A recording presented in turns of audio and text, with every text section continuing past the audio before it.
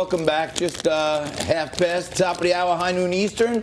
You're watching Liquid Lunch on Newsmax TV, and it was wonderful having those healthy health coaches in here, and we were having the veggie chicken meatballs, but now that they're gone, I'm back to the Cheetos. But they are baked. These are the baked Cheetos, so I'm trying to moderate here. And joining me again, instead of two lovely ladies, my co-host, Managing Director Frank Morano, joins us again. And as we do on every Women Wednesday, we bring on the best guests who have the best perspective. Not only men know where the rubber meets the road, women know where the rubber meets the road too. And today in our legal segment, we have Debbie Hines joining us via Skype. And Debbie is a accomplished and distinguished attorney, legal analyst, and a former prosecutor down in Baltimore. Debbie, thanks for giving us a few minutes today on Liquid Lunch. Oh, thanks for having me. So, Debbie, there's a lot of things in the news right now that we need your legal expertise on, but I think the one that most people are talking about is this Epstein case. It looks like Acosta has some splaining to do with that sweetheart of a deal he gave him where the guy just did nights in jail. What do you think from a legal perspective is going to happen here? Well, tomorrow the judge in Epstein's case is going to render his opinion on the bail issue and whether Epstein is going to be able to, so to speak, build a private jail in his own home and be on home detention until his trial. And honestly, I don't think he has a snowball's chance, and you know where, of that really happening. So more than likely, Epstein is going to spend his days pending trial in some prison that he's presently in, or jail really that he's presently in. So that's what we're expecting to hear tomorrow. They've already had the hearing a couple of days ago, and they presented their evidence, both sides, as to why he should get bail or why he shouldn't get bail. But I don't really see him getting any kind of bail, just like R.Kelly didn't get any bail. Well, I want to ask you about R.Kelly in just a second, Debbie. But in terms of this Epstein situation, I think a lot of New Yorkers were very perplexed in reading the front page story in today's New York Post, where even while he was serving his purported prison sentence, as part of his work release program, he essentially got to work at a place that he created as a new sex den, even after his conviction, where he would continue to prey upon younger girls. How does that happen? How does any sort of a plea agreement allow you to not have anything but the strictest of scrutiny from law enforcement? Well, that's because there's justice for the 99% people that are in the criminal justice system, and then there's justice for the 1%, like Epstein, who has money more than God, and so they can just do whatever it is that they want to do. They have the influence, they have the power with presidents, former presidents. So that's really how it happens. Obviously, it should not have happened in his case. I mean, there's no way under the sun he should have gotten the sweetheart deal, which was really not even, I would even consider it a sweetheart deal.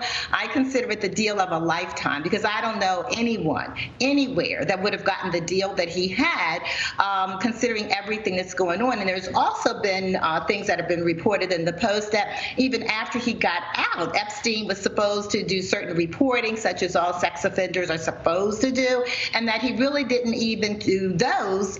Somehow he escaped even what he was supposed, the little bit, the teeny tiniest bit that he was supposed to do. He even escaped having to do that. And Debbie, before we get your take on R.Kelly. I'm just getting handed this. We got some breaking news here that El Chapo has been sentenced in his federal prosecution to life in prison. And we're going to have his defense attorney, Jeffery here, hopefully later this week or next week, to give us all the stuff on that. But finally, we got him.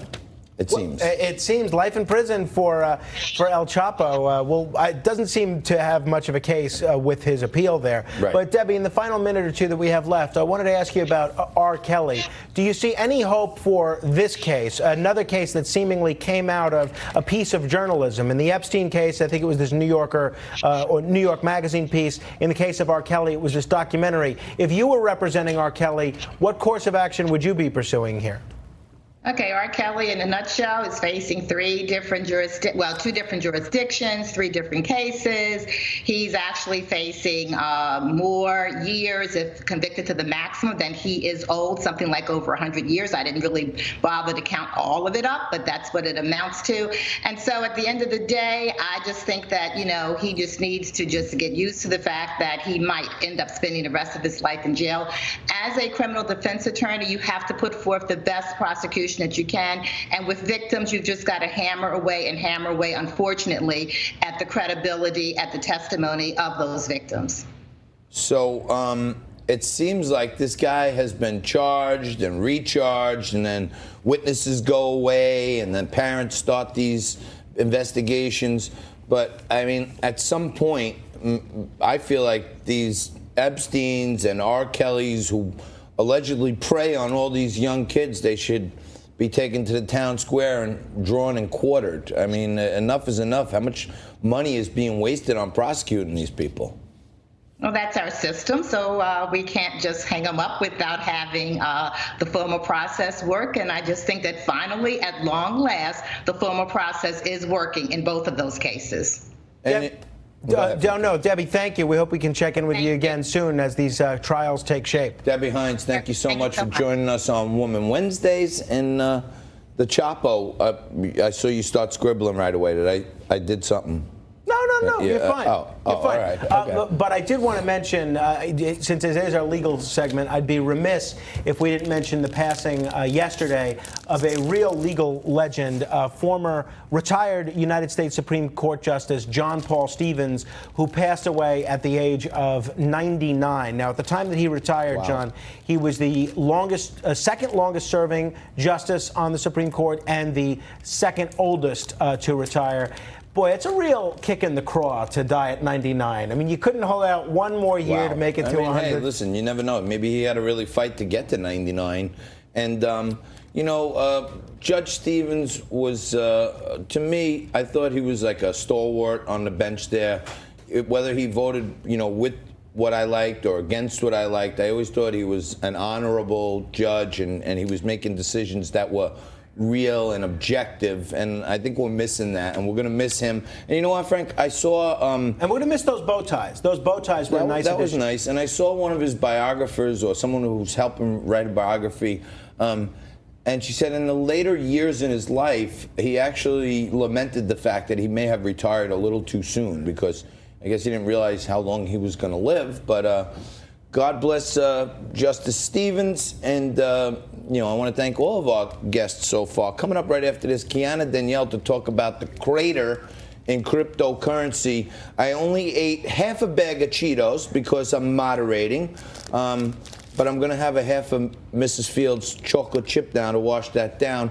You stay right there because, everything you ever wanted to know about crypto and more with Kiana Danielle right after this. You're watching Liquid Lunch.